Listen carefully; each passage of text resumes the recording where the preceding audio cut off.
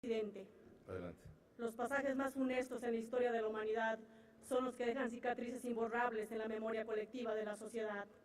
El día de hoy, con sumo pesar y un nudo de indignación en la garganta, recordamos los terribles hechos ocurridos los días 26 y 27 de septiembre del 2014 en la ciudad de Iguala, Guerrero.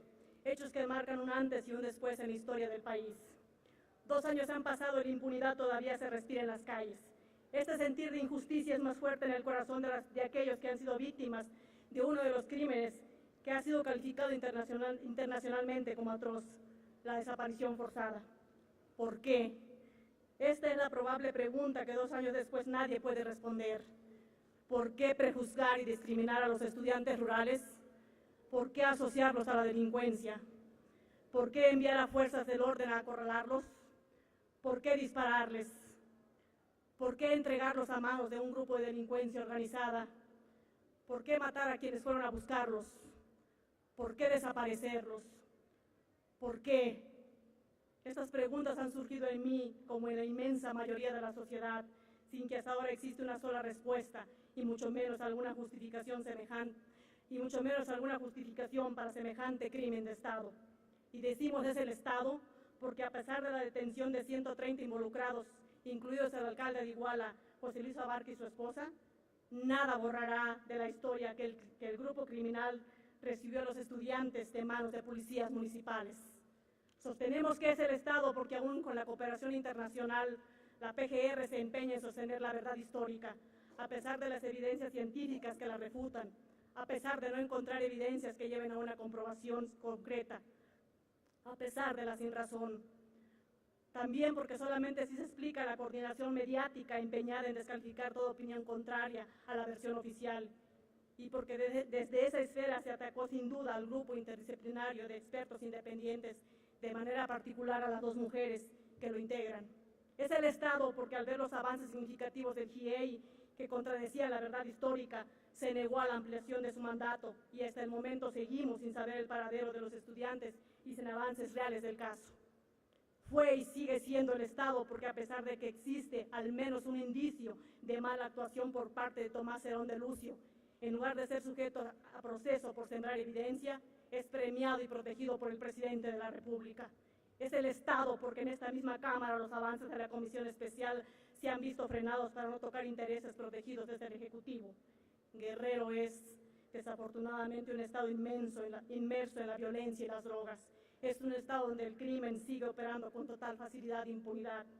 Los crímenes de lesa humanidad perpetrados en Iguala evidenciaron ante el mundo que en Guerrero la podredumbre de las instituciones del Estado no es una excepción a la regla, sino la regla en sí.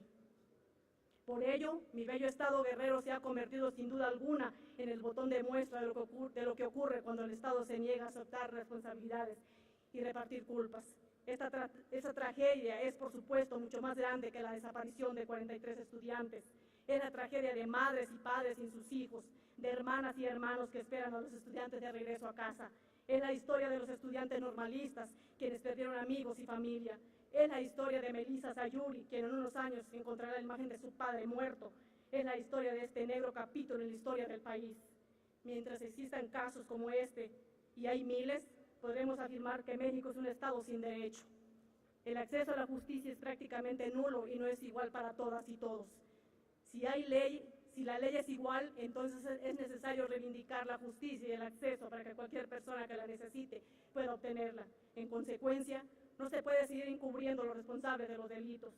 En este caso, las víctimas indirectas han sido invisibilizadas, maltratadas, estigmatizadas y revictimizadas. A sus compañeros se les ha ninguneado, maltratado y discriminado. A sus defensores se les denuestra y se les ataca a las organizaciones que los respaldan. Y todos estos son síntomas de un Estado que agoniza, inmerso en una grave crisis de derechos humanos.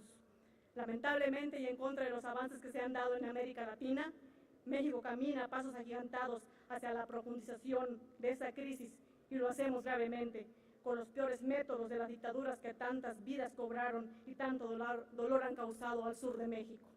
No podemos detenernos y debemos seguir exigiendo a 2 años y por todo el tiempo que sea necesario que los verdaderos responsables sean detenidos y llevados a juicio, que los gobernantes dejen de ver a otro lado y caminen junto a las víctimas y que este poder legislativo se convierta en un verdadero contrapeso federal.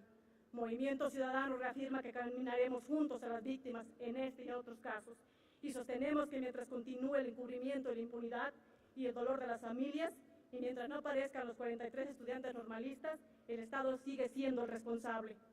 Por los 43 normalistas desaparecidos, por los más de 27,000 personas desaparecidas también en México, exigimos verdad, justicia y reparación, porque vivos se los llevaron, vivos los queremos. Es cuanto, diputado presidente. Gracias, diputada Toledo Ibarra.